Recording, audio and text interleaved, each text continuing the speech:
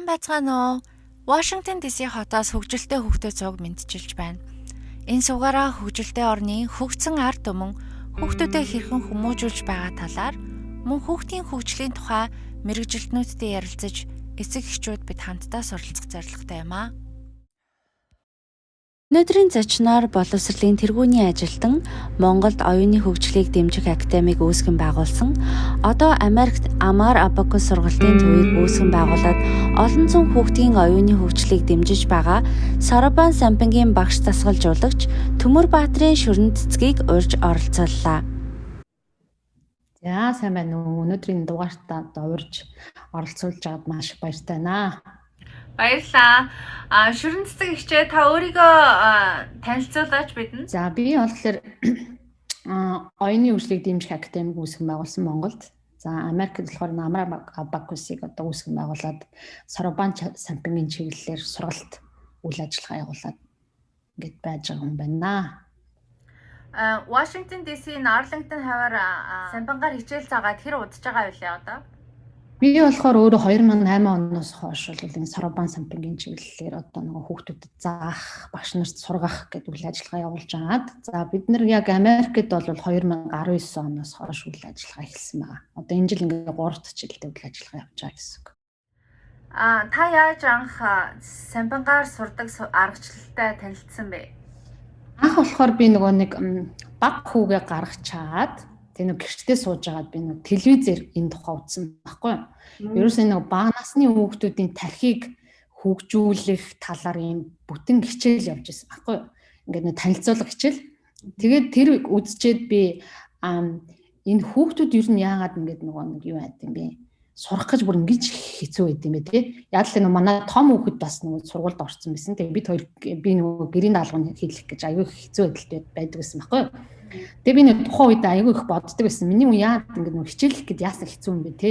Ингээл шөнийн 11 12 хүртэл энэ жоох хөвгтөж уг нь унтах хэвээр яагаад ингэ хичээлээ хийлгээд ингээд ийм хэцүү дарамттай байд юм бэ гэж боддог байсан байхгүй юу. Тэгээ энэ сургалтын талаар би телевизээр үзсэн нэгдүгээр хоёрдугаар туяа гэд манай нэг ихч байдаг. Тэгээ энэ ихч надад ингээд танилцуулсан. Танилцуулгад нь бол би энэ бол миний одоо чадах ажлаа. Би энэ ажлыг хиймээр байна. Тэ энэ надад миний сонирхлыг маш их татж байна. Би энийг хий. Тэгээд ингээд хүүхдийнхаа төлөө бол би энэ ажлыг хийж эхэлж ирсэн. Тэгээд Японд бол би бас яг Сорбонн Сампингийн чиглэлээр сургуульд сураад тэ энэ талаараа мэдлэг аваад тэгээд ерөнхийдөө хичээл нь эхлээд явчихсан да.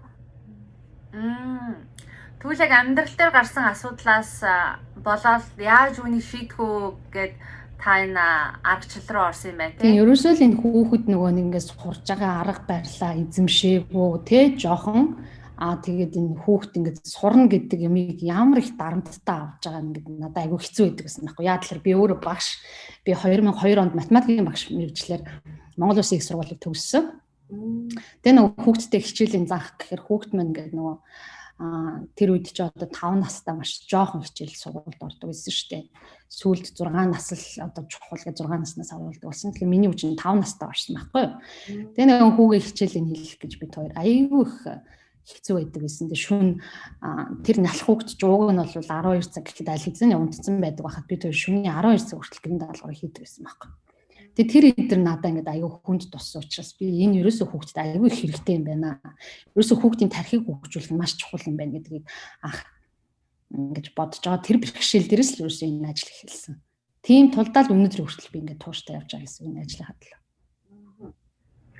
Тэгвэл та зургт үзэж байхдаа энэ аргачлалыг анх олж илрүүлсэн юм байна шүү дээ. Тэгээд яг үзэж байхдаа та юу гэж бодсон бэ?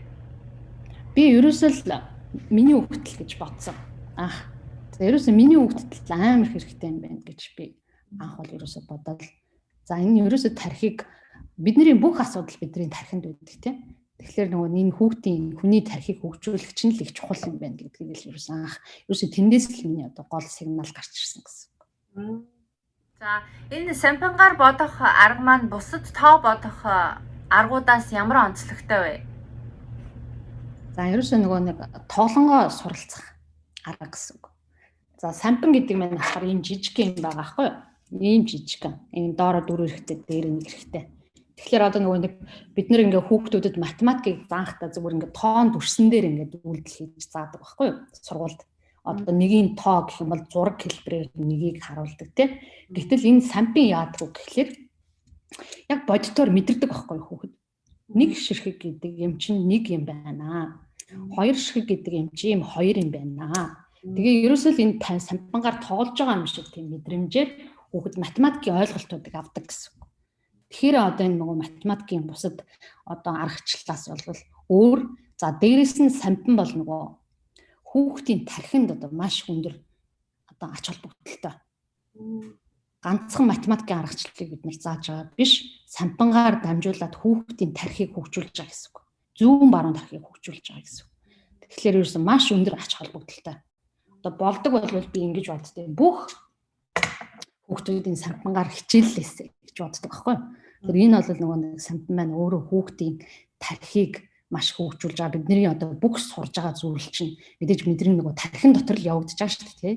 Тэгэхээр сампин бол таны хүүхдийн тархийг хөгжүүлэх одоо brain booster гэж яриад байгаа шүү дээ. Одоо маш их хүч өгдөг тийм тархийг одоо маш их хэмжээгээр хөгжүүлдэг тийм гайхалтай зүйл байхгүй юу? Тэгэхээр дан ганц математик тоо бодох аргачлал гэж юусаа харж болохгүй.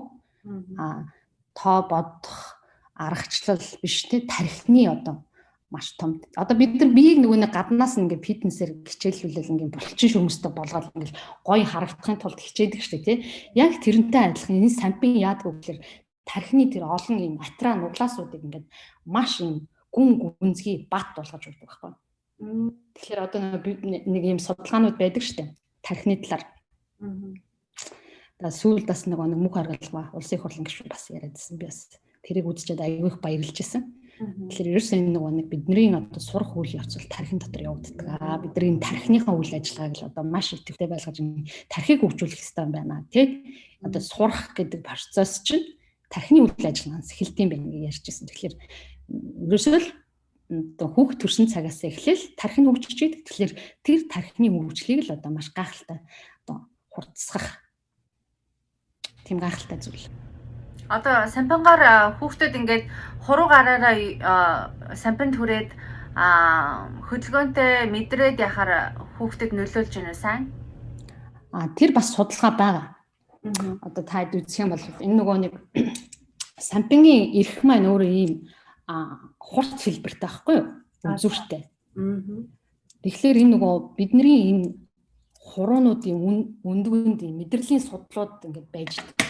Угсаар дамжаад ингээд бидний тархинд ингээд сигнал угаасаа ингээд нөгөө ингэдэг шүү дээ тийм нөгөө тархины одоо нөгөө нэг гол юм гадагшаа гарцсан байгаа хэсэг бол энэ гар гэдэг тийм бид нар ингээд нөгөө тархиараа гараа удирдаг гараараа тархийг буцаагаад ингээд тархины хөгжил энэ гар энэ тархи хоёр гэдэг юм чинь ингээд хоорондоо ингээд уялдаа холбоотой байж байгаа.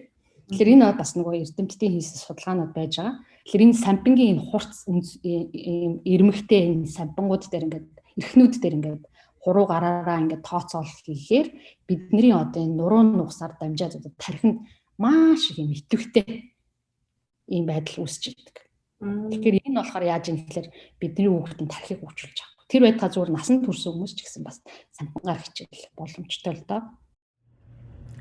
Одоо ингээд хүүхдүүд маань номон дээр байна уу, самбар дээр байна уу, нэг дээр нэмэх нэг гэд харахад хүүхдэд хол санагдаад идэм юм сурахад яг нэг бодитоор мэдэрч юмыг хийн гэдэг чинь нэг юм бодит зүйл гэдэг чинь биднэрт бүр илүү ойрхон тусдаг шүү дээ. Тэ хийсвэр юм гэхээсээ илүү нэг бодиттой юмыг бид нар гартаа мэдрээд ингээд ингэж амталж үзээч ч юм уу тэр мэдрэмж нь биднэрт илүү ойрхон тусдаг тэ. Яг тэрнтэй адилхан л гэсэн үг байхгүй. За би чамаас нэг асуулт асууя. Ер нь бол нөгөө нэг хүүхэд энэ хорвоо дэлхий дээр яах гэж мэдлдэг вэ гэдэг нэг асуулт байгаа байхгүй тий. За тэгэхээр чи энэ асуултанд юу гэж бодож байна? За миний бодлоор бол хүүхэд төрий гэж төрдөг аав ээж нь хүүхэд төрүүлээ гэдэг төрүүлдэг штэ. Тэгээд аав ээж нь хүүхдэд төрүүлэхээр миний бодлоор аав ээж нарт нь тэр хүүхэд бол аав ээж нарын миний бодлоор жаргал авчрах гэж төрүүлдэг. Аав ээж нь ч одоо заавал одоо үр өстэй болоод аз жаргалтай гэр бүлтэй болъё гэж ярьдаг штэ. Тийм л юутаа төрүүлж байгаа шүү дээ. Тийм болохоор тэр хүүхэд гэр бүл аав ээжэд аз жаргал авчрах гэж би боддгийн шүү дээ. Яг үнэ. Японд очичвол нөгөө нэг одоо нөгөө баруун тархины хөгжлийн юм сургалтын төв Японд байдаг. Тэгээд би энэ Японд очиод ингээд байжсэн чи тэр Японы тэр баруун тархи хөгжлийн сургалтыг одоо үүсгэн байгуулсан эмэгтэй ингээд бидрээс энэ асуултыг асуусан байхгүй юу. За энэ хорвоо дэлхий дээр хүүхэд яах ч мэдлэлтэй ямар үүрэгтэй мэдлэлтэй гэж та нар боддог гэсэн чинь ингээд бодсон чинь нөгөө нэг өөрөө ирэхгүй ингээд миний нүднээс нулимс гараад би бүр ингээд амар тэрэнд ингээд юу ажижсан байхгүй юу. Эмошн болж исэн байхгүй юу. Тэгээд тэр хүн юу гэж хариулсан гэхээр хүүхэд ерөөсөө энэ хорвоо дэлхий дээр яах ч мэдлэлтэй гэхээр эцэг эхчүүдтэй хийж байгаа бүх үйлдэлээр л ад жаргалыг мэдүүлэх гэж төрдөг. Тэ? Тэгтэл өнөөдөр чиний хүүхэд яагаад ингэж хичээлэх гэж зоох хэвтэй. Чиний хүүхэд яагаад ингэж нөгөө нэг аж аргалгүй ингэж байх хэвтэй тэ? Гэрийн даалгавар гэдэг юмар яагаад дарамтлуулах хэвтэй ингээл тэ?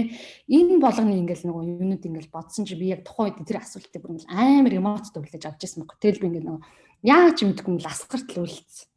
Тэгэхээр бид нар нөгөө нэг тэр хүүхэд маань ерөөсөө бүх хийж байгаа үйл дээр аж аргалыг бидэрт өгөх гээд байгаа байхгүй тий.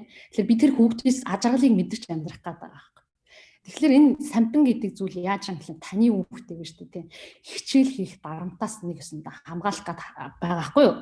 Одоо би өөрийнхөө нөгөө хүүгийн жишгэн дээр ярьсан шүү дээ тий. Одоо хүн бол сурах хэрэгтэй энэ бол үүрэг тий. Энэ амьдралдаа нөгөө нэг ингээд амьд одоо цаашдаа ингээд нөгөө амьдрал чанартай амьдрал аж аргалтай амьдрал гэдэг юмар л ер нь л бол хүн хорвоо дэлхий дээр яах гэж төрдөг аж аргалтай л амьдрах гэж төрдөг тийм. Тэгэхээр энэ аж аргалтай байхын тулд хүн сурах процессыг мэдээж алгасч болохгүй сурах хэрэгтэй, хөгжих хэрэгтэй. Тэгэхээр энэ хөгжил энэ одоо энэ сурах процессыг одоо маш хялбар болгож өгдөг зүйл нь сампин байхгүй. Одоо таны хүүхэд одоо аль болох бага наснаасаа л энэ сампинг сурах тусмаа одоо таны хүүхдийн тарих одоо маш ингээд өндөр хэмжээнд мэдээллүүдийг өөртөө шингээж авах тэр чадварууд нь бага наснаа хөгждөг гэсэн үг байхгүй. Тэр аль болох бага наснаас л таны хүүхэд энэ одоо Сорбон сампин энэ тархины хөгжлийн ийм сургалтуудад явах тусмаа одоо бүр илүү хурдцтай одоо нөгөө тархин хөгждөг гэсэн үг. Яг ингээд тэр нөгөө Японы эрдэмтдийн өөрсдийнх нь судалгаа хийснээр бол 0-12 наснд одоо таны хүүхдийн амьдралдаа олж авах мэдлэгийг 100% авах хэрэгтэй гэж байгаа байхгүй тий? Авсан байх хэрэгтэй. 0-6 нас гэдэг бол тэр одоо сурах хэрэгтэй зүйлийнхаа бараг 50% аль хэзээний ингээд өөртөө одоо бий болгоцсон байдаг нас гэж байгаа байхгүй. Тэгэхээр яах хэрэгтэй гэхээр аль болох бага наснаас нь эхлээд энэ Сорбон сампингаар хичээлүүлэх энэ тархины хөгжлийн бусад сургалтаар хичээллүүлэх юм хэрэгтэй байгаа байхгүй тий. Тэгээд яг 12-оос дээш болчоор хүүхдүүд яахан сурахгүй мүү гэдэг. Тэгэхээр яг нөө тухайн үед нөгөө хүүхд маань өөрөө хүслээрээ сурах нас нь гэж байгаа байхгүй. 12 наснаас дээш бол 12-оос доош бүр тэр тусмаа 0-6 нас гэдэг бол таны хүүхэд ямар ч одоо тий юм заасан бүгднгийн хүлээж авах тийм боломжтой нас гэж байгаа. Тэгэхээр тэр насыг нэг алтан нас гэж нэрлэдэг даа шүү дээ. Тэр алтан насыг л одоо алдахгүйгээр хүүхдээ сургаасаа гэж би хүсдэг.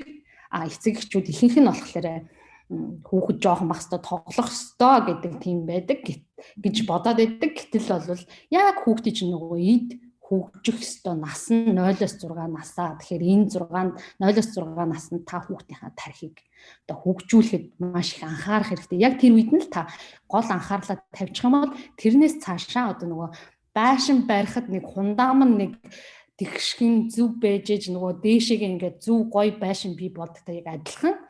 Тэр 0-6 нас гэдэг та юусан алдгүйгээр хөгжүүлчих юм бол тэрнээс цаашаа бол таны хүүхдийг эзэж алдахгүй л гэж байгаа байхгүй.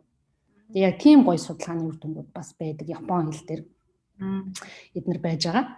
Тэгэхээр би бол 0-6 нас бол хүүхдээ алтнаас энэ үед нь та хүүхдээ хөгжүүлэх хэрэгтэй. Тэр тусмаа Сорбон сампин гэдэг бол таны хүүхдийн одоо тархийг яг л нөгөө та бие фитнесээр ингээд төмөр өргөөл гой булчинтай болгоол те гой хэлбэр галбартай яг болдогтой адилхан сампингаар хичээлэхээр таны хүүхдийн тарих одоо тийм гой те гой булчинлаг шүрмслэг ингэж хөгждгөө гэж би хэлмээр байгаа байхгүй. Одоо ээж аав нар маань тийм бодолтой байдаг штэ. бага насны 1-6 нас хүртлээр юм сандгүй юм чинь юм заагаад хэрэггүй. Тэгээд яг юм санаад эхэлсэн хойно нь 6-аас хойш ч юм уу 5-аас хойш юм зааж эхэлсэн нь зүгээр ах ашигтай авах гэсэн тийм бодолтой байдаг штэ. Тэр тухай та юу гэж бодож байна? Хараа энэ нөгөө нэг тарих гэдэг зүйл чинь болохоор нөгөө мэдээллийг цуглуулах те гаднаас орж ирж байгаа мэдээллүүдийг өөртөө шингээж авч тэрэндээ дүн шинжилгээ хийж одоо ингэх үүрэгтэй шүү дээ те тарих маань.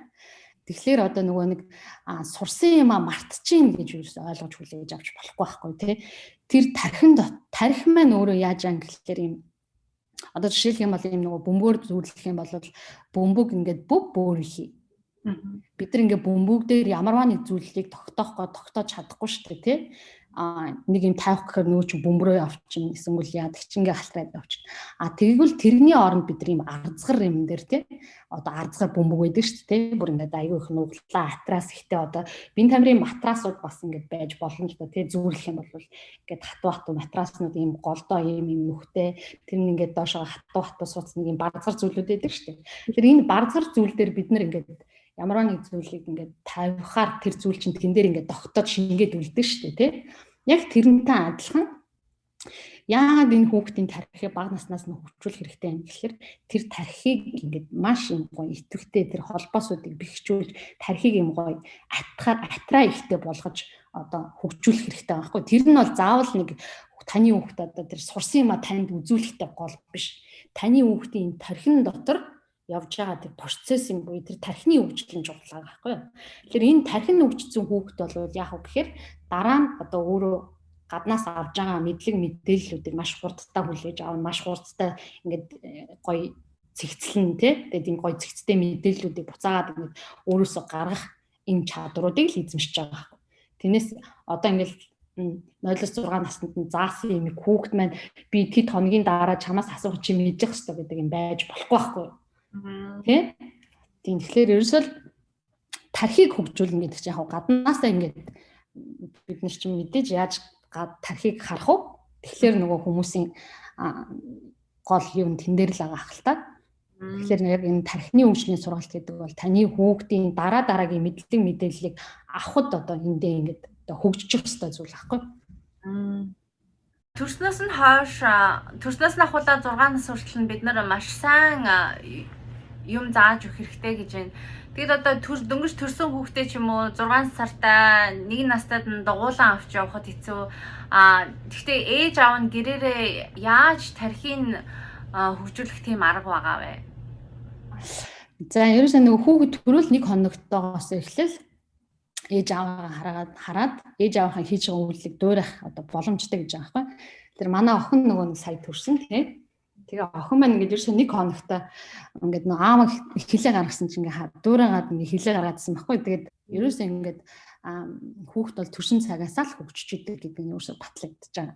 Тэгэхээр яаж би гэрийн аргаар яаж одоо гэртээ энэ бага насны хүүхдүүдэд хөгжүүлэхээр би бол охиныгоо яаж байгаа гэхээр нөгөө 2 гараар нь зэрэг ямарваа нэг зүйлийг те 2 гараар нь зэрэг хийх чадвар цуулахын тулд аль болох 2 гараар нь зэрэг одоо зурулах 2 гараар нь зэргийг байруулах, тоглоомыг байруулах дан хүртэлтэй 2 гараар нь зэрэг байруулад ээлжилж одоо нэг нэгээр нь одоо тэр нөгөө хийх ёстой юм савруу бол хийдэг ч юм уу те гих мэтчлэн ингээд гар хуруугаар нь хийх зүйлүүдийг түлхүү хийлгэх зурж будуулах те тэгээ хамттайгаа үлгэр ярих ном унших гих мэтчлэн иймэрхүү зүйлүүдээр би охиныгоо одоо яаж байгаа хөгжүүлж байгаа гэж бодож байгаа.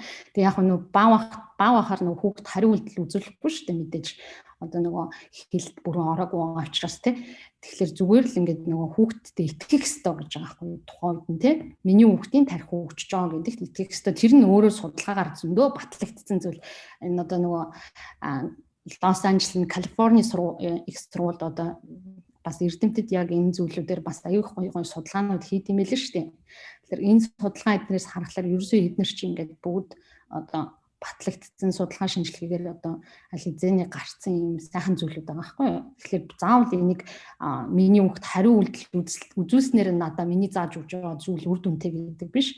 Энэ хүүхдийн маань тарих нь хөгжиж байгаа гэдэгт бүрэн итгээд аль болох хүүхдээрээ хүүхдтэйгээ хөөрхөн яарах, үлгэр яарж өгөх тий.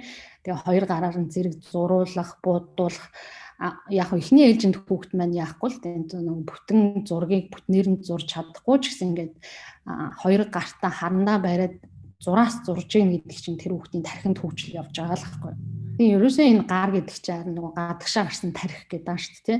Тэгэхээр бид нар энэ гар хуруугаар нь лал болох хүүхдийг одоо юм хийлгэх, бариулах, мэдрүүлэх тий энэ зүйлүүдийг л төлхөө хийлгэх нь бол чухал байгаа байхгүй.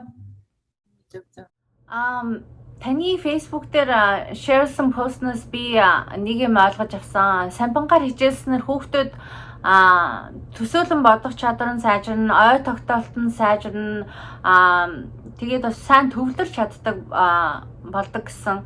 Та тэр тухай ярьж өгөөч. Энэ нөгөө сампинж нь өөрөө тархийг одоо тасгалжуулж байгаа зүйл гэж хэлж байгаа шүү дээ. Тэгэхээр бидний тархи бол маш их хүчтэй байхгүй. Тэ маш их одоо чадвартай, маш их том одоо багтаамжтай зүйл байхгүй юу? Одоо нөгөө эрдэмтдийн судалгаагаар болохоор бидний нөгөө баруун тархи бол маш том орон зайтай, маш их мэдлэг мэдээллийг цуглуулах боломжтой. Гэтэл яг нөгөө боловсролын систем маань өөрөө голчлон зүүн тархин дээр явж байгаа. Монголд ч тэр Америкт ч тэр. Тэгэхээр бид нар нөгөө хүүхдийн самбангаар дамжуулаад нөгөө баруун тархийг нь хөгжүүлэх зорилготой байхгүй юу? Тархи маань өөрөө ингээ гаднаасаа харахад нэг бүхэллэг зүйл байдаг. Гэхдээ энэ маань бол дотроо юм хоёр хагас бөмбөлгөөс бүтдэг тий баруун зүүн гэд хоёр хагас бөмбөлгөөс бүтдэг. Тэгэхээр бидний одоо баруун тархи бол одоо маш их том орон зайтай. Энэ одоо маш их мэдлэг мэдээллийг одоо хөгжүүлэх боломжтой. Тэгэхээр нөгөө нэг би сая гар гэдэг маань одоо бидний гадагшаа гарсан тархи гэдэг л байна шүү дээ. Тэгэхээр самбан маань өөрөө гар хуруугаа ашиглаад тооцооллыг хийдэг. Тэгэхээр одоо дотор нөгөө бидний дотор одоо энэ зүүн баруун тархи маань ингээ хөгжиж байгаа гэсэн үг шүү дээ тий. Тэгэхээр баруун тархи ямар үүрэгтэй, баруун хагас бөмбөлөг маань ямар үүрэгтэй, зүүн хагас бөмбөлөг маань ямар үүрэгтэй ингээ байж байгаа байхгүй тий. Тэгэхээр бидний зүүн хагас бөмбөлөг гэдэг бол логикоор яриах, сэтгэх, дүгнэх, шинжлэх, төлөвлөх тий шинжилгээх ер нь бол ингээд нөгөө одоо боловсролын одоо үндсэн систем дээр явагдаад байдаг. Хөгжөөд идэг юм зүйл. Гэтэл бидний баруун хагас бөмбөлөг маань яадаг вэ гэхээр ийм гоё төсөөлдөг, мөрөөддөг, гоё өнгө үзэмж хардаг, тэ ингээд дуу хөгжим сонсдог, энэ орон зайг ингээд гоё баримжаалдаг ийм гоё тархи байгаа хгүй юу. Тэгэхээр энэ нөгөө самбангаар хичээснээр энэ хүүхдийн зүүн баруун тархи ингээд зэрэг хөгжиж ирснээрээ хүүхдийн нөгөө анхаарал төвлөрөлт сайжирдаг. Ой тогтоол сайжирдаг, сэтгэн бодох чадвар нь сайжирдаг. За дээрээс нь одоо ингээд хүүхэд маань бүтэн ингээд цагийн хугацаанд самбин дээр тооцоолоод сууна гэдэг маань өөрөө маш их төсвөр хатууж суух чадвар гэдэг ижлүүлчихдэг. Тэгэхээр нөгөө альва зүйлийн одоо нөгөө нэг хамгийн гол үндсэн зүйл нь тэгэхээр сурах явцын хамгийн гол зүйл нь бол анхаарлаа төвлөрүүлээд ойлгох. Тэгэхээр энэ нөгөө нэг ийм чухал энэ чадваруудыг хөгжүүлчихдэг. Тэр энүүгээрээ нөгөө нэг самбан маань бас маш өндөр ач холбогдолтой ийм зүйл хийж байгаа. Самбангийн арга маань Японоос гаралтай гэж байна. Тэгээд миний бодлоор энэ Япон улс маань маш өндөр хөгжилтэй нэг шалтгаан нь энэ хүмүүс нь самбангийн агаар тоо боддогтой холбоотой болов уу, уялдаатай болов уу? Та юу гэж бодож байна? Ерөөсөө энэ чинь нөгөө нэг Японд бол 500-аад жилийн өмнөөс хөгжилтэй гэж аахгүй. Тэгэхээр 2 дугаар дайны үед ерөөсөө хоёрхан төрлийн хичээл ордог байсан гэж аахгүй тий. Хүүхдүүдэд тэр хоёр төрлийн хичээлийнх нь нэг нь сургамбан самбан байсан гэж байгаа. Тэгэхээр энэ зүйл өөрөө ямар үн цэнтэй, ямар их одоо нөгөө гайхалтай байгаа нь угаасаа энэ хүүхдүүдийн хүмүүсийнх нь энэ хөгжлөөр ингээл харахад, улсынх нь энэ хөгжлөөр ингээ харахад Дэлхийн 2 дугаар дайны үед л Сорбан самбангийн сургалт явж исэн гэхлээр чинь ерөөсөө амар өндөр ач холбогдолтой байна шүү дээ тийм. Яг энэ нөгөө Сорбан самбан маань бол анх бүр үүсэл нь бол яг нөгөө хятадын самбангаас бол мөдөлтэй байхгүй юу? Хятадууд нөгөө нэг торг их арилждаг тий. Тэгээ тэр нөгөө торгоо арилжахын тулд ингээд нөгөө дэлхийн олон хотрууд руу ингээд нөгөө тэмээн жингээр ингээд яваад нөгөө торгоо арилжахдаа энэ самбан гэдэг юм зүйл бүтээсэн байна. Одоо тэр чинь нөгөө нэг ясандаа бол самбан гэдэг чинь нөгөө арилжаа хийхдээ одоо нөгөө мөнгө авах л одоо нөгөө тооцооллын хэрэглэлтэн байсан байна шүү дээ тий. Гэтэл одоо нөгөөд чи ингээд явсаар агаад энэ сампинг бол японочууд энийг гоё юм төгс хэлбэрт авчиж байгаа байхгүй да. Энэ доороо дөрөвтэй дээрээ нэгтэй гэдэг маань нэгжийн орон дээр нөгөө 9-ийн тооллын системийн багтаас ийм маш гоё юм жижигхэн хүүхдийн гар хуруунд одоо ашиглахад маш эвтэйхэн дээрээс нь одоо тооны ойлголтыг ч гэсэн өгөхөд одоо хамгийн одоо нөгөө ойрхон одоо ийм зүйл байгаа байхгүй. Тэгэхээр угаасаа японочууд чинь ямарваа юмыг сайжруулад, шинжлээд гоё төгс бүр хамгийн гоё төгс хэлбэрт авчиж шүү дээ тий. Тэгэхээр энэ бол Япон сампин гэдэг бол хамгийн гоё юм төгс зүйл болсон гэж би боддоо шүү дээ.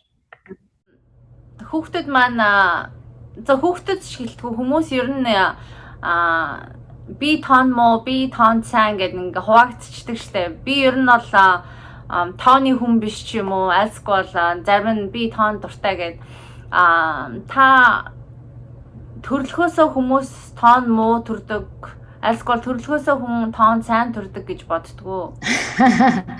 За би энэтэй болохоор ерөөсөө санал нийлдэггүй. Яг л энэ зүгээр л бидний тархин дотор явж байгаа л зүйл байгаа байхгүй юу? Зүгээр л нэг блоклогдсон сэтгэлгээ гэсэн үг. Тэгэхээр нөгөө ээж аав нь л өөрсдөө эцэг эхээсээ ч юм уу өвлөөстэй те би өөрөө сампин тоонд муу байсан учраас миний хүүхд бас тоонд муу байх ёстой гэж байгаа юм шиг ингээд нөгөө эцэг эхээс нь ингээд нэг хүүхдтэй хилээд өвлүүлсэн чинь нэг тийм л юм байж байгаа байхгүй юу?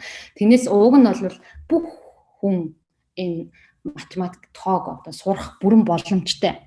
Тэгээ өнөөдөр бидний амьдралд энэ тоо математик гэдэг зүйл чинь бүгд л одоо өдөр болгон ашиглагдаж байгаа зү.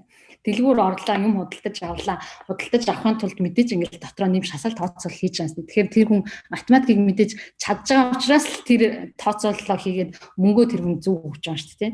Тэгэхээр ерөөсөө эн чинь ингээд нэг амьдрал дээр өдөр тутмал хэрэглэж байгаа зүйл. Ерөөсөө би математикт муу, би математикийг ойлгодгүй, математикт явдаггүй биш.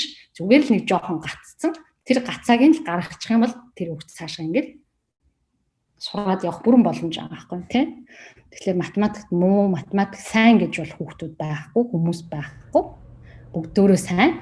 Багасаа жоохон ойлгохгүй ингээд нэг юм дээр гацчихараа л тэгэл үргэлжлүүлээд явахаараа чадахгүй болохоор би муу гэж бодчихдаг байх та тий. Тийм ер нь бол нэг жоохон л гацаа байдаг тий.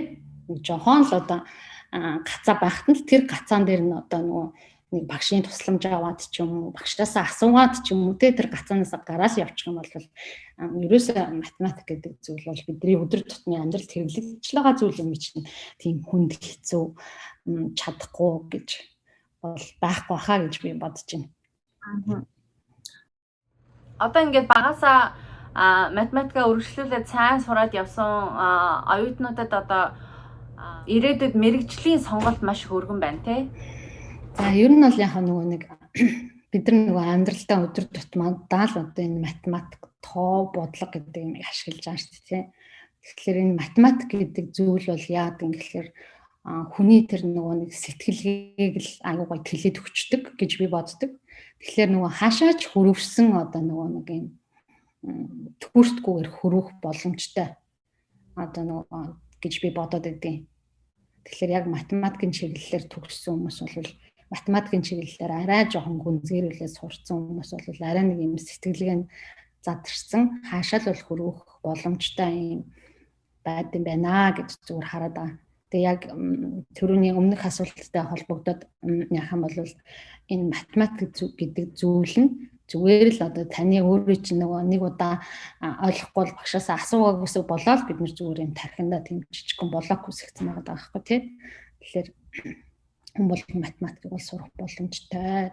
Нөгөө нэг ойлгохгүй байгааг нь уг нь багш дээр авчаал заалгахчгийг нь заалгахгүй тэгэл нөгөөх нь заалгахгүй явсараа жоохон хүн ингээд бүр нөгөө хөгт ч ойлгохгүй жаа тэр жоохон гаргалгааг нь гаргаад өгч чадахгүй болохоор тэр чинь ингээд явсаар агаад нөгөө мэдэхгүй юм шиг болчингууд нь л энэ намайг дөрөсөн математикт муу хүн энэ намайг дөрөсөн математик чаддгүй хүн гэж хэлждэг юм шиг байна. Тэрнээс бол ерөөсөө тийм биш.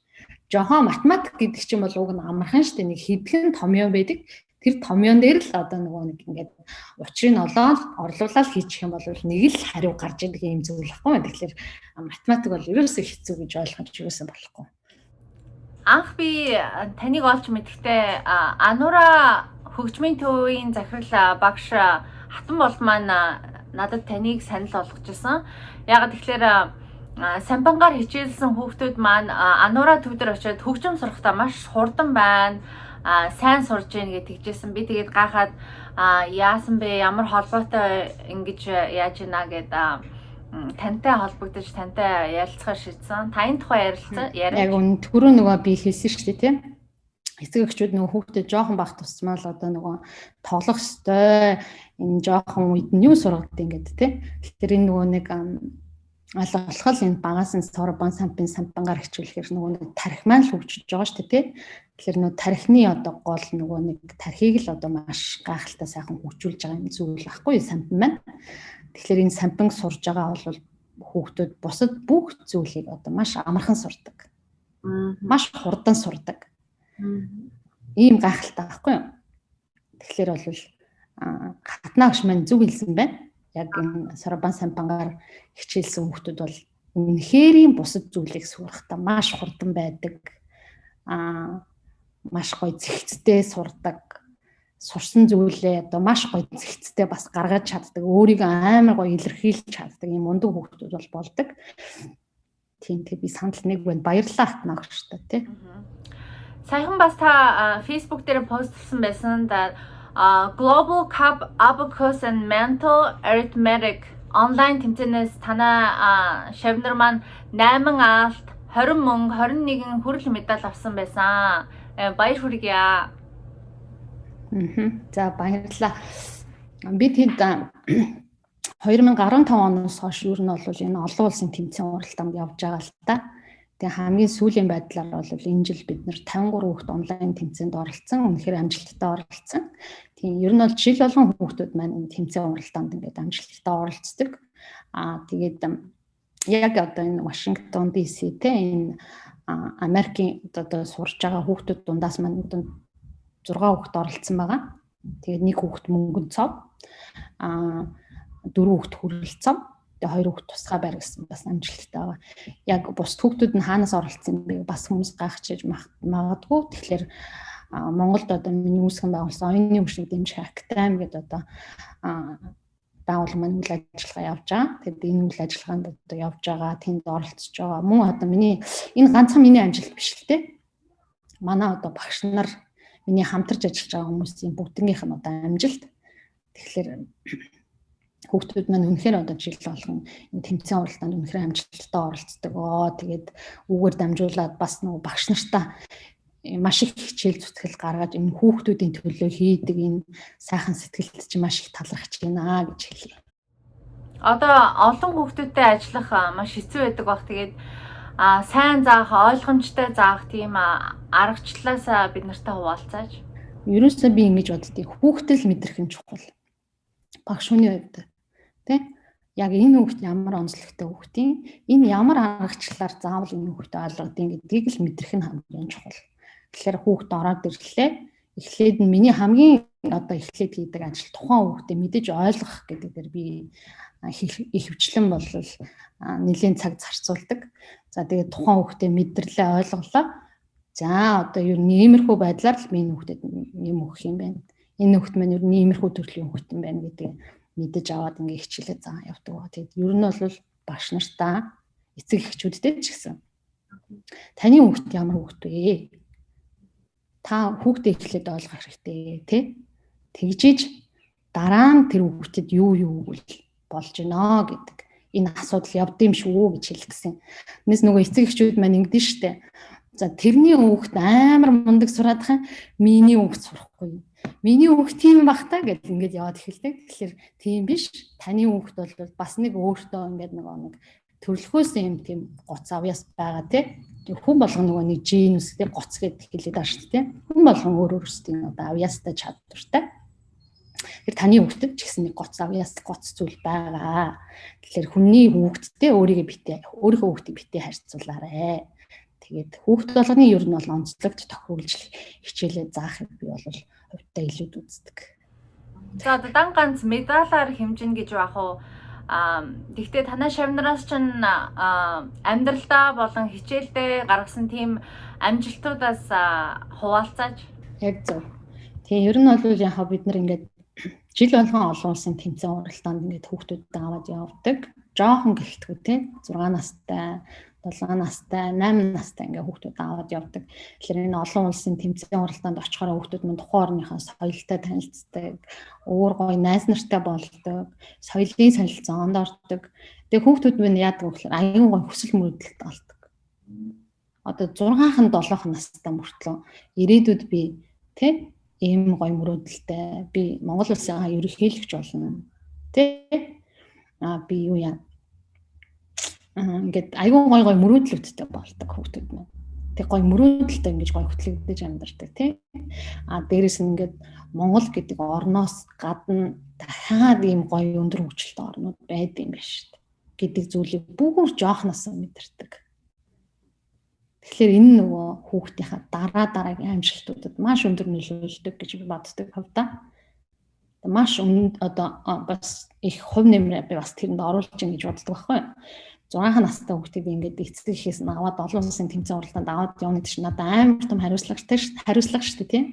Тэгэхээр ингээд явцад тэр хүүхд тэндээс юу авч үлдэж ийн вэ гэдэг нь надад амар чухал санагддаг байхгүй юу. Тэгээд би ингээд буцахтаа хүүхдүүдтэй ярилцдаг. За юу сурсан, юу мэдсэн. Яав ийм гэдэг хаа би ч аюу гоё мөрөөдөлтөй боллоо. Тэг би ингэн багшаа. Дараа нь би ирж сурна. Дахиад дараа жил би тэмцээнд ирж оролцсноо. Би дараа жил тэмцээнд энэ жил би ингээд мөнгө авсан юм чинь дараа жил би алт авна багшаа гэдэг ингээд аюу гоё мөрөөдөл ийм зорилготой болж байгаа ингээ харагддаг. Тэгээд нүдэнд нь хүртэл ингээд гал хасаад тий. Дараагийнхаа алхмыг, дараагийнхаа зорилгыг ингээд тавиад явж байгаа надад бол үнэхээр гайхалтай санагддаг. Тэгэхээр ерөөсөө олон улсын тэмцээний ганцхан медалаар ерөөсөө төгөж болохгүй. Энэний цаана таны хүүхдийн мөрөөдөл асж гин тэ зорилготой болж гин. Дараагийн алхам илүү гоё тодорхой болж ирж байгаа байхгүй тэ. Тэгээ энэ бүр их гоё санагддаг. Тэгээд хүүхдүүд чинь өөртөө аюу хөөрхөн тийм. Би хүүхдүүдтэй ажиллах дуртай. Аюу хөөрхөн одоо аюу хөөрхөн надад бол үнэхээр ингээд гоё таалагддаг тий. Тэгээд тэр ярьж байгаа тэр юм үнэхээр гоё яадаг тий. Одоо хүүхдүүдийн үнэхээр дараагийн мөрөөдөл зорилго эднэрийг тийм жоохноос харж байгаа гэдэг чинь тэр хүүхд ирээдүйд ямар өндөр амжилт гаргаж амьдрах, ямар гоё зорилготой амьдрах гэдэг нь бүр ингээд нүдэн дээр харагдаж байгаа байхгүй. Бид нар ч одоо 8 настай сургуульд орж исэн. Тэгэл их сургуульд орох ёстой гэж орж исэн тий. Ерөөсө тэгэх ёстой ингэх ёстой гэж явж исэн бол энэ тэмцээн уралдаанд орж байгаа хүүхдүүд маань өөрсдөө дараагийнхаа зорилго мөрөөдөл гаргаж амьдарч байгаа байхгүй. Бүтээж амьдарч байгаа байхгүй. Тэр нь бол үнэхээр гайхалтай байдаг. Миний бодлоороос одоо аав ээж нар маань тэгдэг штэ. Хүүхдээ жоохон том болсон энэ манай хүүхэд юунд дуртай мэддэхгүй ингээл увцаа оролдоод явж идгийн юунд дуртай юунд сонирхолтой юм би өстө мэдхгүй байна яах ч өстө ингээд за зөвхөн хүүхдүүд ч биш манай томчууд одоо ажил төрөлтэй болцсон хойноо ажилдаа дургу тэгээд би ер нь юуны төлөө яах гээд амьдраад байгаагаа ч мэдэхгүй би ямар зорилготой байгаагаа ч мэдэхгүй байна гэд ярьж идэг. Тэгээд таны ярианаас сонсоход бол самбангаар хичээлдэг хүүхдүүд маань маш багасаа тийм зорилгоо тодорхойлоод юм зорилготой тэмүүлэлтэй амьдардаг юм шиг сонсогдлоо. Яг үнэ. Бид нар ингэдэг шүү дээ. Тийм хүмүүс зөндөө их байдаг. Тэгээд Монголд над руу хүмүүс аюул их тэгж ярьдаг гэсэн. Тэгээд 12, 13, 14 те болцсон хүүхд маань одоо тэгээ хүүхд маань юунд дуртайг би мэдэхгүй манай хүүхд маань өөрөө ч тэрийг мэдэхгүй. Тэр тусмаа сая чи хэллээ ш насанд хүрсэн бид нар хүртэл зарим хүмүүс тийм байдаг. Би юунд дуртай, юунд сонирхтой, юуны төлөө амьдарч байгаа гэдгийг хүртэл мэддэггүй гэдэг тий. Тэгэхээр самбангаар хичээлж байгаа хүүхдийн тархины сэтгэлгээ нь аюу гой задардаг. Аюу гой өргөн цар хүрээнд сэтгэх чадвар нь хөгждөг байхгүй юу? Тэгэхээр тэр хүүхдүүд маань аюу гой том харж ин гэсэн үг. Том гой мөрөөдөлтэй байна гэсэн байхгүй тий. Одоо жишээлх юм бол сүүлд би нэг хүүтэй ярьчихсан. Тэр хүн болохоор ингээд том болоод өмгөөлөгч болох зорилготой. Тий амар гой.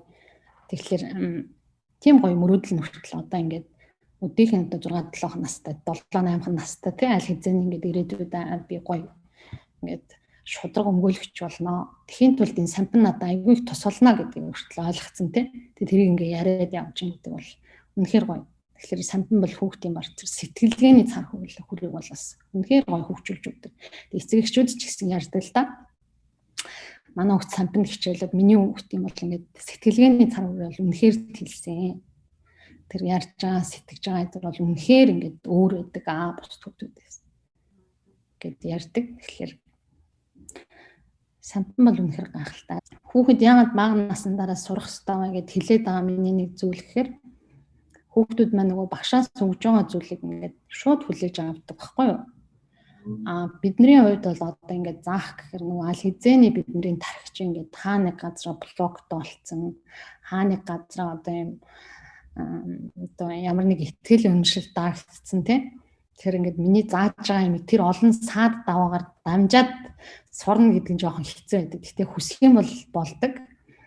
Би сая Америкт 2019 онд Америк хүнд хичээл заажсан. Тэгэхээр яг хүн өөрөө хүсэх юм бол бас боломжгүй биш болно л доо. Гэхдээ аль болох бага бах тусмал нөгөө хүүхдийн маань тархинд илүү өнөр ач холбогдол өгдөг гэсэн үг. Тэгээ энэ хүүхдүүд яагаад яваад идэв гэхээр мэдээж одоо дараагийн хүсэл мөрөөдөл зорилгоо харцсан тий. Энэ надад хэрэгтэй гэдэг мэдж байгаа учраас ингэ явдаг. Эцэг эхчүүд нь ч гэсэн бас ингэ явуулдаг тий. Тэгэхээр бид нар бол багадаа та хүүхдэд 6 сар сургах хэрэгтэй. Тэгээд тэрнээс цааш бол та хичнээн хичээл одоо үгээр хичээлүүлээд яваад ах боломжтой. Яагаад тэгэхээр бид нар биеэ гадна талаас нь хөгжүүлээд гой сайхан байхын тулд ямар их хичээл зүтгэл гаргадаг вүлээ, ямар их төвчээр гаргадаг вүлээ тий.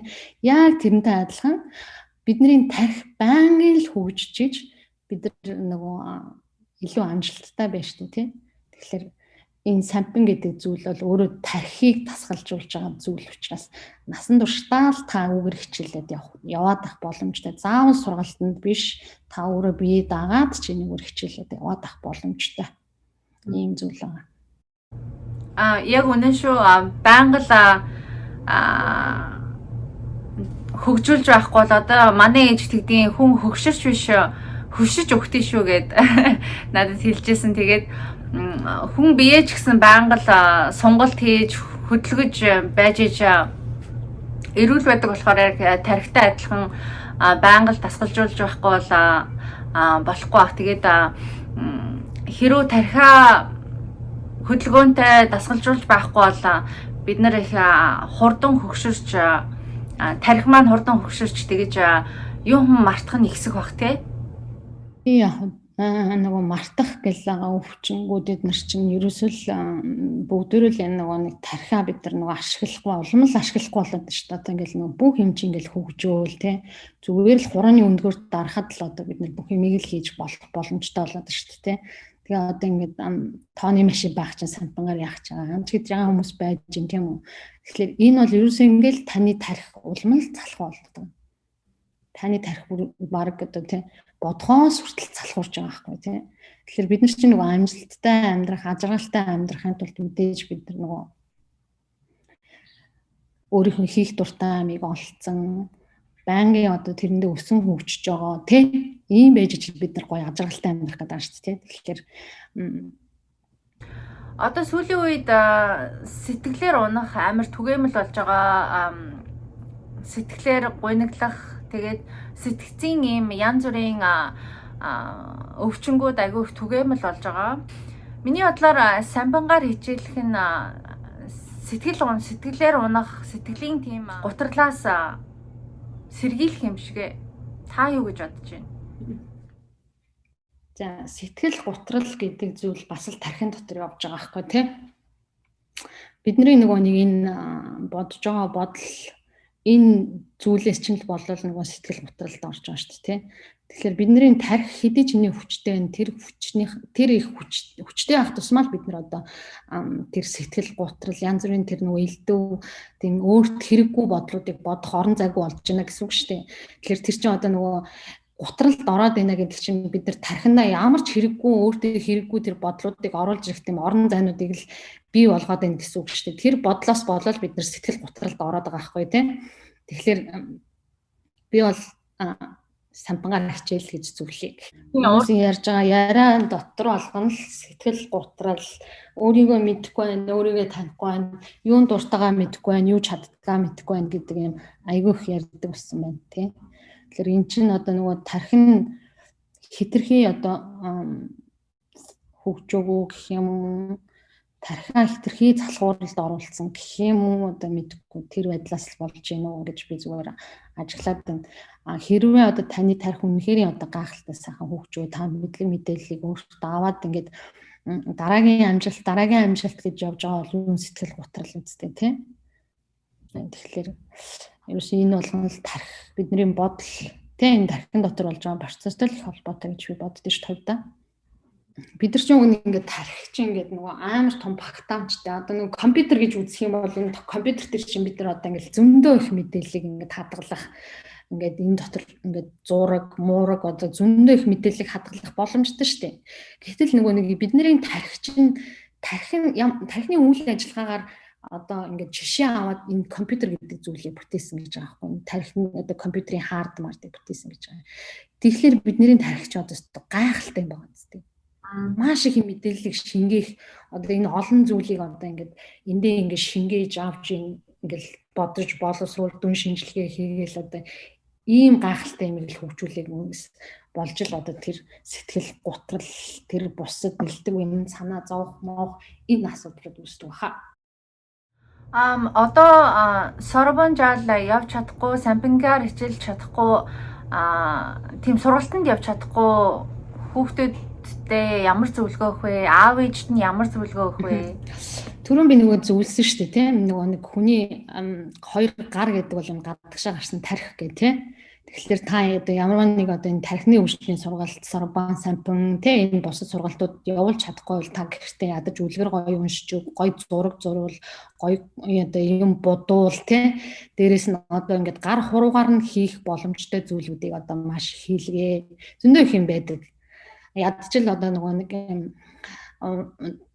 янз бүрийн одоо энэ бөөрийнхий зүйлүүдийг дөрвөлжин гурвалжингаар нь ялгуулгач хүртэл одоо ингээд эн чинь тасгал штэ тий. Тэгэхээр энэ болгоныг ерөөсө гар хуруугаар нь ашиглаж одоо энэ хийх зүйлүүдийг сайн хийлгээрэй, зураг их гоё бодуулаарай, гоё зураг зурвалж сургаарай, дээрэс нь гоё ном уншиж өгч байгаарай, номныхын талаар ярьж байгаарай гэж одоо зөндөө гоё зөвлөгөөнүүд байна л та тий.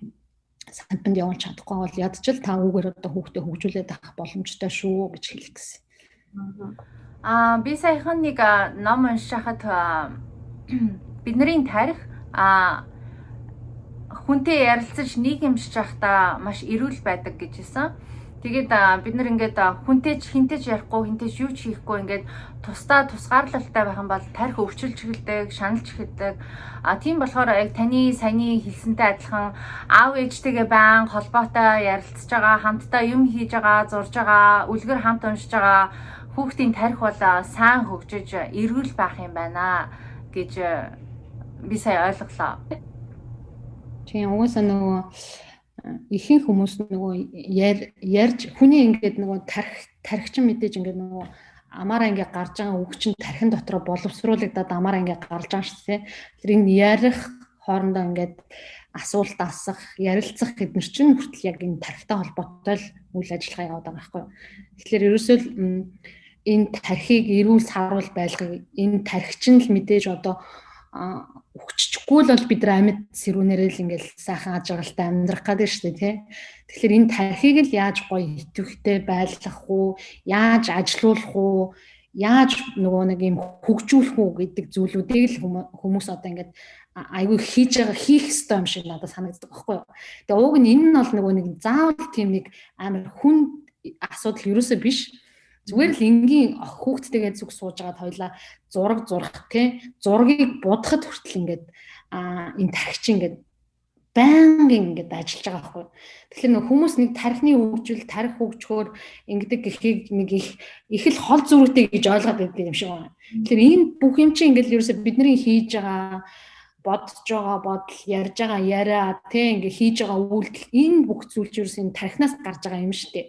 Тэгэхээр энэ тархийг л бид нар одоо маш их хайрлж хөгжүүлж явах хэрэгтэй гэж бодоод байгаа байхгүй юу? Тэгэхээр одоо Тийм. хүүхдүүдээрээ уцаар нь тоглуулаад ч юм уу зөвхөн ингээд телевиз үзүүлээл байгаад ахаар чинь тарих бол сайн аав ээжтэйгээ харилцахгүй ингээд сайн хөгжихгүй юм шиг байна тий. Тэр чинь ингээд гадагшлуулах хэрэгтэй шүү дээ бас ингээд. Эн чинь тарих ажиллахын тулд энэ ам ингээд хөдлөх ёстой, энэ бодол явах ёстой гэл тий. Эдгээр чинь ингээд харилцан бие биендээ ингээд холбоотой зүйл байгаа байхгүй. Тэгэхээр ганцхан энэ дотор ороод байх юм бол эн чинь гарахгүй бол ингээд бөглөөс болно шүү дээ. Тэгэхээр эндээс бас ингээд юм чинь гарч иж эн чинь ингээд урсгал ингээд солилцоонд орж иж тэгээд энэ чинь ингээд тарих чинь ингээд бүр илүү итгэвчтэй хөгжиж байгаа байхгүй тий. Тэгэхээр ер нь бол хүүхдтэйгээ сүүлийн үед ер нь яг эцэг эхчүүд нөгөө нэг гар утас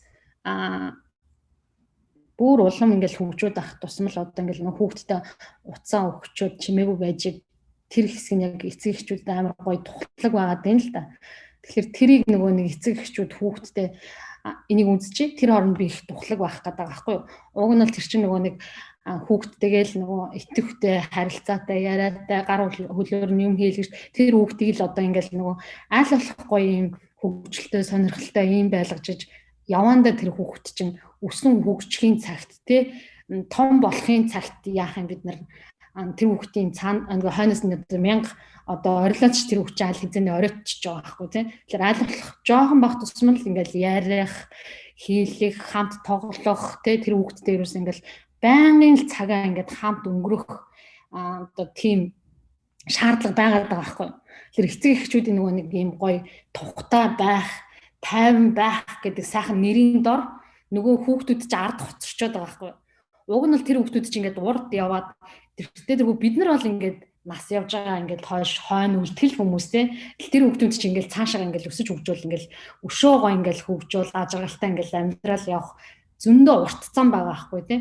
Тэгэхээр энэ урт замд нь бид нар энэ нэг жоохон цагийг баг үедээ л бид нар одоо уг нь зарцуулж ингээд хамт ярьж хөөрж ингэж одоо наашин цаашин ингээд тоглож моголж тий ингэж л одоо тэр хэсэг яг амьдралынхын тэр суур одоо би нөгөө түрүүн байшингаар хэлэх юм бол одоо байшин барих тэр хундамыг л их гоё зөв сайхан бариад өгчих юм бол цаашаага хүүхд минь өөрөө ажиргалтай амьдрчих гээд байгаа байхгүй. Тэгэхээр ажиргалтай хүүхд би ажиргалтай хүүхдээ хараад би ажиргалтай л байна шүү дээ. Тийм үстэй. Тэгэхээр тэр хүүхдийг ажиргалтай байлгахын төлөө өнөөдөр чи ажиргалтай байх, тайван байх гэдэг хэсгээ жоохон багасгаад хүүхдтэй жоохон урт хугацаа өгчгөөл гэж хэлмээр байгаа байхгүй.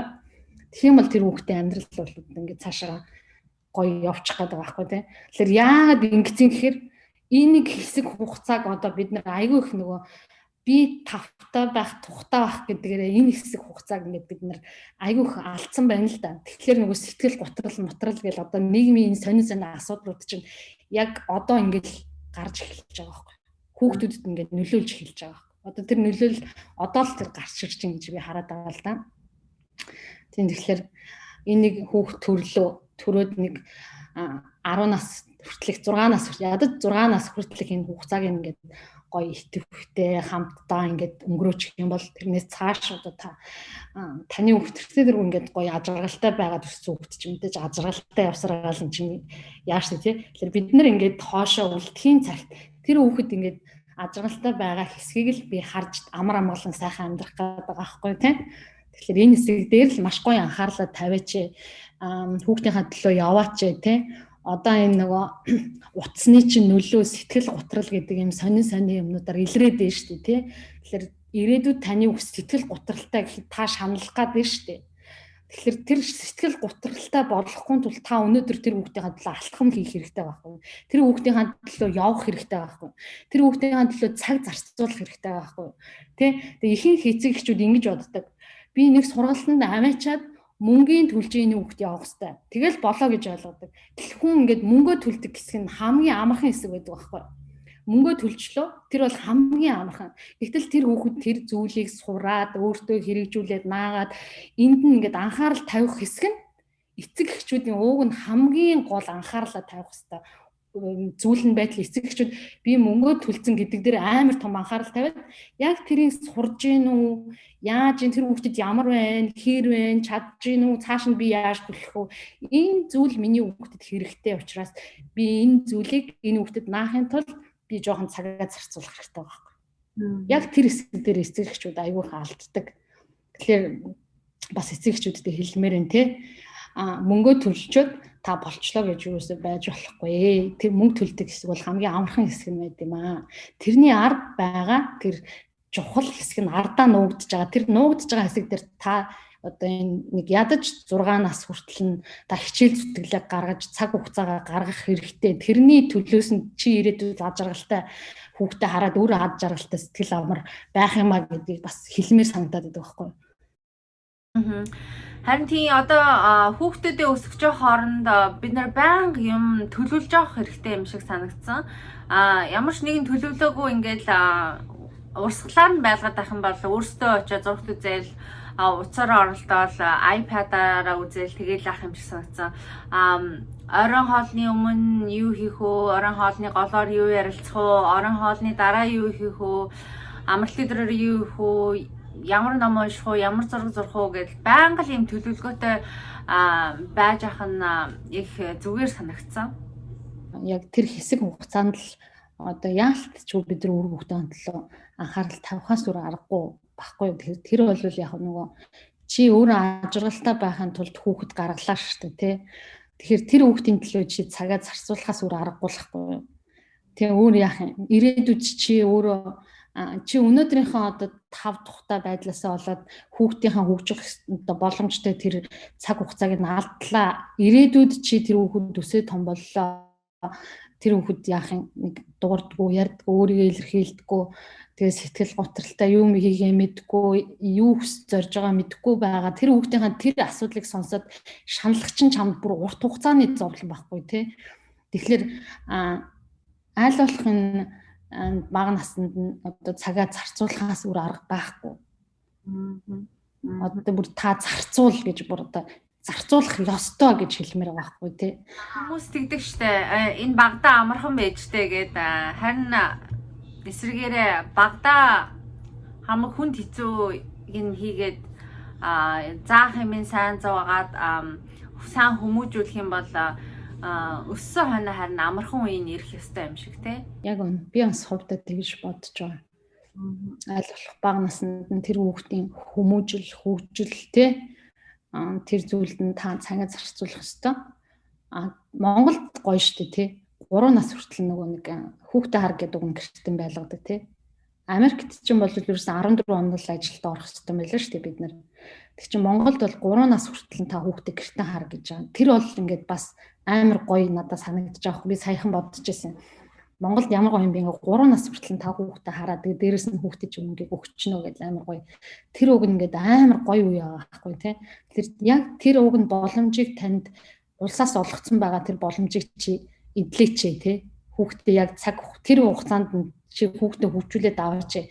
Тэр үе нь амар гоё ажиргалтай ингээд хамтдаа байх цагаа бүрэн зориулаач гэж хэлмээр байдаг байхгүй. Тэгтэл чи Америкт бол би төрлөө 14 хоногийн дараа чи ажилдаа ирсэн байх хэвээр гэж байгаа байхгүй. Тэгэд угаасаа ирэхгүй хахаас ч өөр арга байхгүй тий. Бүх зүйл ингээд ардаа төлөвлөгөөтэй ингээд нөгөө тим миний төлөв ийм төлбөр гэж явж байгаа учраас бас ингээд яалтчгүй болж байгаа байхгүй. Тэгэд Монголд бол бүр илүү гоё боломж байна гэж би бол хувьдаа хараад байдаг шүү дээ. Яг зөв чиний хэлж байгаагаар бол аль болох бага наснд нь л одоо хүүхдийн төлөө яалтчгүй цагаа зориул. Та төлөвлөлөөд хамгийн гол нь тэр нөгөө төлөвлөж гаргах хэрэгтэй гэдэг асуудал ч одоо ингээл дахиад гарч ирж байгаа байхгүй. Тэг хүүхдээ гаргахдаа аль хэзээний бүх юмаа одоо та бэлтчихэд за энэ хүүхдийн төлөө би цаг хугацаагаа зарцуулна гэдэг хэсгээ төлөвлөж байгаа хүүхдээ гаргах гэдэг чинь л одоо буцаал ингээд бүх юм чи амар юм уялдаа холбоотой байгаа байхгүй тий. Жишээ нь Монголд нөгөө төлөвлөгөөгүй хүүхд гардагаас шалтгаалаад бас их асуудлууд их ингээд хойноос өнжирж явдаг тийм. Тэгэхээр одоо бид нар ингээд гоё хүмүүс ингээд улам л гоё ингээд хөгжүүл залуучууд ч гэсэн аюу гоё болж шүү дээ. Ингээд хүүхдүүдэд төлөвлөлдөг болж байна. Энд чинь ингээд буцаал ингээд төлөвлөгөөтэй хүүхд гаргана гэдэг чинь тэр хүүхдэд би чанартай цагаа зарцуулаад бага насыг нь би энэ нэг чанартай өнгөрүүлэх ёстой гэдэг тийм.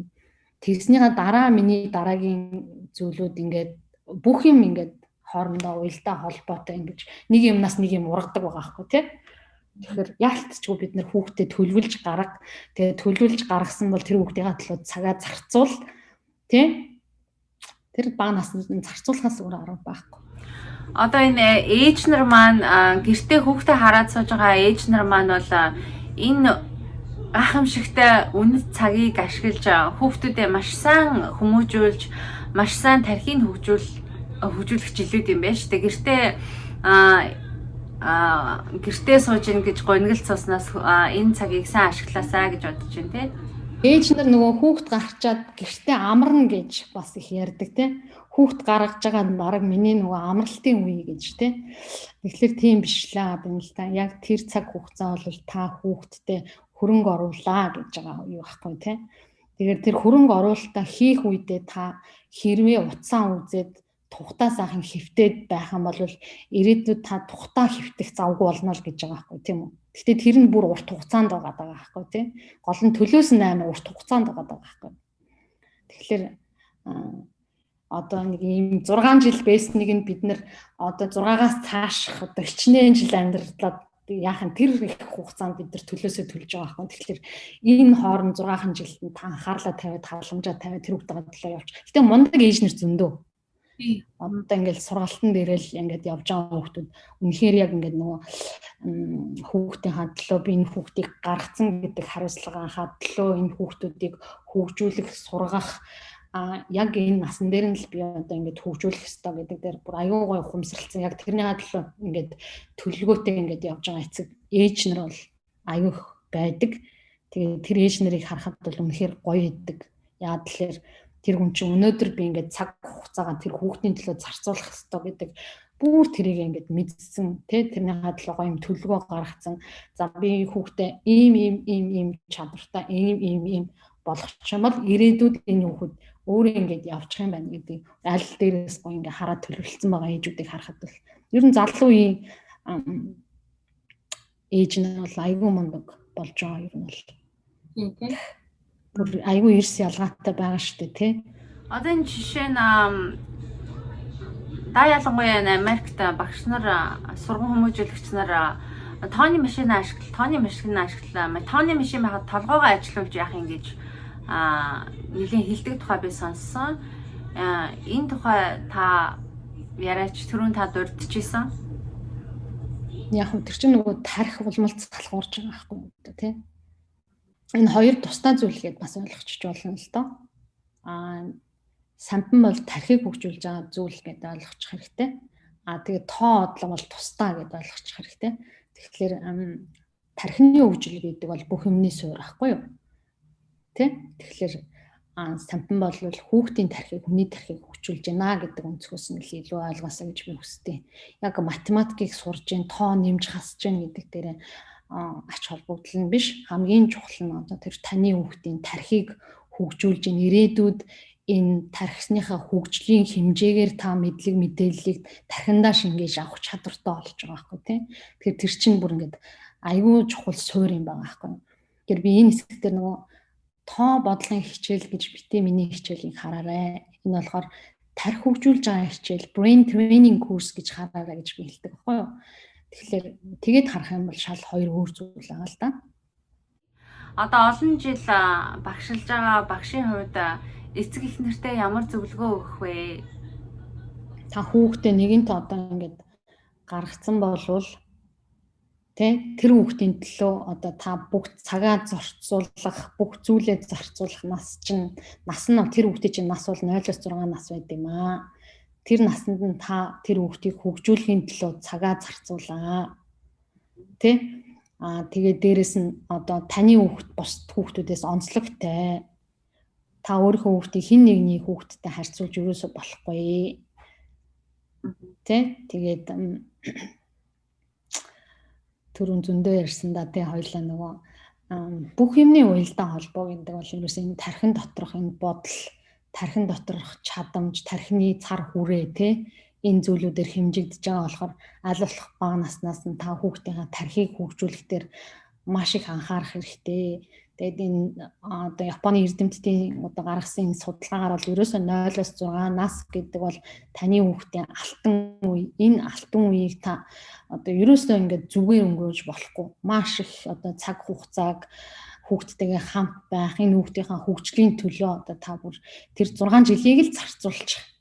Тэгэх юм бол тэрнээс цааш бол та одоо энэ ажралтай хүүхдээ хараад ажралтай амьдрах боломж чинь бий болж байгаа юм аа тийм. Яг эцсийн нөгөө дүндээ юун дээр очиж юм гэхээр та хүүхдээ гаргахтаа төлөвлөж гин үү те таны хүүхдээ гаргах цаг хугацаа мөн үү тэгээд яг та хүүхдээ гарснаас хойш одоо тэр хүүхдэд цаг хугацаа бүх юм одоо анхаарлаа тавих тийм боломж чинь бүрдсэн байна уу те тэр эднэрийг маш сайн ингэж дүгнж агаад те судалгаа хийж агаад ингээ хүүхдээ гаргах нь хамгийн эцсийн одоо зөв зүйл байгаа байхгүй те. За шүрэн цэцэг багштай үнэхээр баярлалаа. Үнэхээр гайхалтай мэдээллүүдийг бид нарт өглөө. Яаж хүүхдүүдийнхээ тархийг бид хөгжүүлж ирээдүйд ухаантай, сэргэлэн, хөөрхөн хүүхдүүдэд болохыг зааж өгсөнд баярлалаа. Би бас манай багч одоо 3 настай би танаар шавар оруулъя гэж төлөвлөсөн л яваа. Тийм. Авдаг бай. Тийм ирээрээ хүүхдээ аль болох одоо бага наснаас нь эхлээд одоо энэ тархины хөгжлийн сургалтуудад одоо та хүүхдээ хамруулаарай. Тэ? Тэгээд би болохоор Монголд бол 4-6 настай хүүхдүүд бид нар бол 4 наснаас эхэлдэг. За Америкт бол бид нар 6 наснаас эхэлж байгаа. Тэгэхээр хэрвээ та Америкт сурах гэж байгаа 6 наст нь хүрэхээр нь авчраарай тий. Монголд хэрвээ та суралцах хүүхдэд сурах гэж байгаа бол 4 наснаас нь эхлээд сурах боломж бас байгаа шүү гэж хэлэх гэсэн. За. Шүрэн цэцэг багштай үнэхээр баярлалаа. Ажил баярлалаа. Энэ сайхан үнэтэй цагаа зарцуулаад энэ сайхан ярилцлага гэсэн цолмондоо бас баярлалаа. Цаашдынх нь одоо ажил бас өндөр амжилт хүсье.